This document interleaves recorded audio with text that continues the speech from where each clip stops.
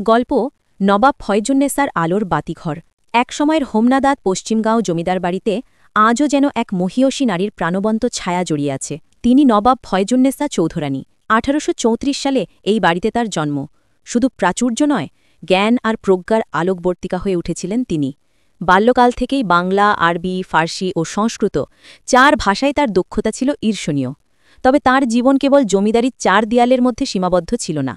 ১৮৭৩ সালে যখন নারীর শিক্ষা ছিল দুর্গম পথ, তখন তিনি নিজের গ্রাম লাকসামে মেয়েদের জন্য বিদ্যালয় প্রতিষ্ঠা করেন, যা এই উপমহাদেশে বেসরকারিভাবে স্থাপিত প্রাচীনতম স্কুলগুলোর অন্যতম।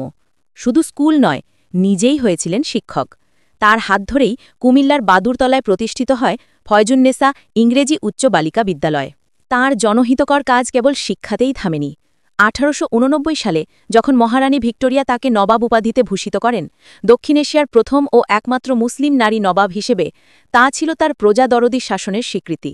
তিনি ছিলেন এক প্রজাদরদী শাসক, যিনি পালকিতে চড়ে বিভিন্ন গ্রামে গিয়ে প্রজাদের সুখ দুঃখের খোঁজ নিতেন, তাদের অভাব অভিযোগ লাঘব করতেন।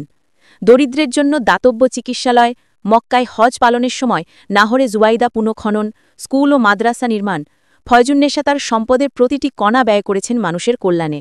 তিনি ছিলেন একজন শিক্ষানুরাগী সাহিত্যিকও।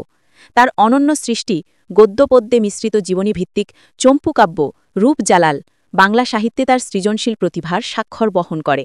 আজ পশ্চিমগাঁওয়ের এই জমিদার বাড়িটি তার স্মৃতিকে চিরন্তন করে রাখতে নবাব ফয়জুন্নেসা জমিদার বাড়ি জাদুঘর, অর্থাৎ বাংলাদেশ জাতীয় জাদুঘরের শাখা হিসেবে দাঁড়িয়ে আছে।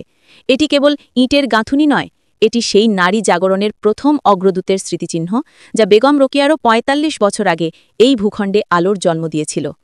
এই গল্পটি আমাদের মনে করিয়ে দেয়, ক্ষমতা আর সম্পদ দিয়ে কেবল দালান তৈরি হয় না, মানবপ্রেম, জ্ঞান ও সাহসিকতা দিয়ে গড়ে ওঠে অমর ইতিহাস। জাদুঘর ও নবাবীর পরিচিতি।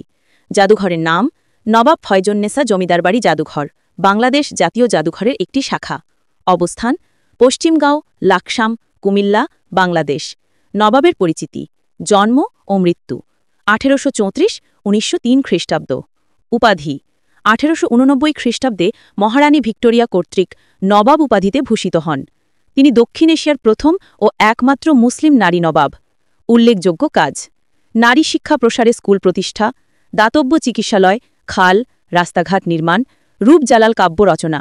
জাদুঘরের উদ্বোধন, আনুষ্ঠানিক উদ্বোধন ৬ নভেম্বর ২০২৩ খ্রিস্টাব্দ। এই অনুপ্রেরণামূলক গল্পটি আপনি অবশ্যই শেয়ার করতে পারেন। নবাব ফয়জুন্নেসার মতো মহীয়সী নারীর অবদান যেন আরও অনেকের কাছে পৌঁছায়।